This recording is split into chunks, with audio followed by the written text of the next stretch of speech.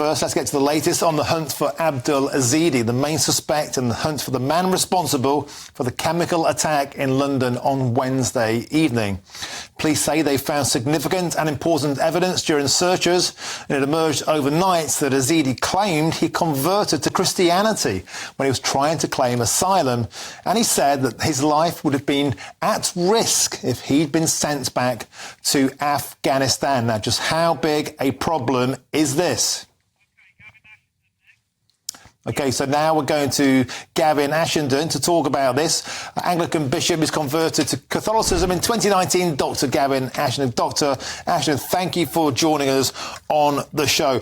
Abdul Ezedi, there's a huge amount of talk now about the fact here's a man who was denied asylum twice.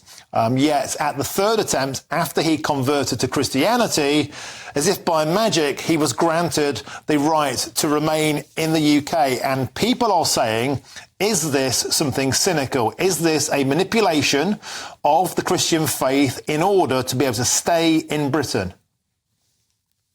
Yes, it is. I was once a BBC presenter and I had my own radio show. And I remember interviewing, in fact, an Iranian woman who had become a Christian. And I was very struck by the way in which her experience was entirely genuine. But what has happened is it's become an industry and a way in. And the problem is that because there's no examination of the evidence properly, we're being lied to at so many levels.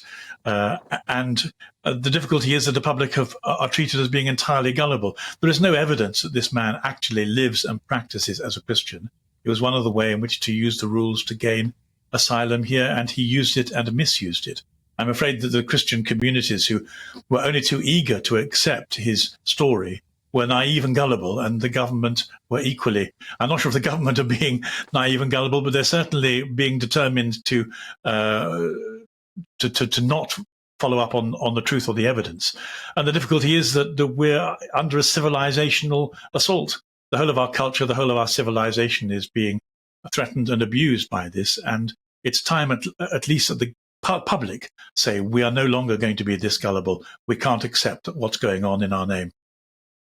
And Dr. Ashenden, many people will be crying amen to that common sense, because there has been a pattern before, hasn't there? In November 2021, the Liverpool suicide bomber Ahmad al-Swilmeen, he also had converted to Christianity, and alarming information came out that people at clergymen, church workers who befriended him at Liverpool Cathedral, they knew that he wasn't really into this idea of being a bona fide Christian, as you might say, but they felt that it was something that they took sympathy with, this idea that they were giving him another chance. Do you think that's a fair thing to say, that actually a lot of the people who are involved in these miraculous conversions to Christianity, they know it's not genuine, but they believe that their higher calling is to afford somebody asylum?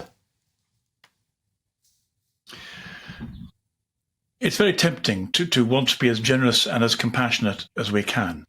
But the problem with compassion is it has to cut both ways. We have to have compassion for our own community. I mean, one of the reasons why I've been critical of the Archbishop of Canterbury in the House of Lords talking about compassion for asylum seekers is that I think his first duties for compassion are for his community here.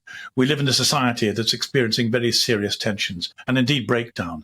The things that used to hold us together, to allow us to be good neighbours to one another, to understand who we were and what we were doing here, have been subsumed and drowned by a form of anarchic multiculturalism. It's not compassionate to our societies to let them be taken over by a variety of different communities with different standards. So there is no cohesion and even threatening the rule of law. So compassion has to begin at home, not because we're selfish, but because that's where, if you like, our most profound reality is experienced. There is no point in having fake compassion for people in order to virtue signal. We should call out virtue signaling for what it is and deal with our primary responsibilities for compassion, which are with our immediate neighbours, our immediate society. Our society is being destroyed, and it would not be compassionate to allow that to happen without asking serious questions. And Dr. Ashenden, powerful words when you say our society is being destroyed from within. In this case, how does it make you feel to grasp the notion that Christianity, in a sense, is being used as a cover for people like Ezedi? Inevitably, it makes me very cross and very frustrated. I believe that the proper historical reading of our situation is that all the good things we experience in our extraordinary civilization, which is slowly being unwound, flow ultimately from the Christian faith and from a Christian understanding of the sacredness of the human person. Our whole industry of human rights flow from that. The idea that we should saw off the branch on which we're sitting is a piece of great stupidity and short-sightedness. What it requires us to do is to be able to distinguish between the authentic and the inauthentic, between truth and distortion. The problem is that our society is literally being overrun. And it means that our responsibility to provide education and health and social stability and political truth and policing are being frustrated. We can't, there is a contract in terms of the welfare state between what we produce as a society and what we give out. The overwhelming numbers that immigration propose break that contract, and we can't provide those things that we are responsible for to one another. It's a very, very serious crisis, and people are only beginning to wake up to the scale of it.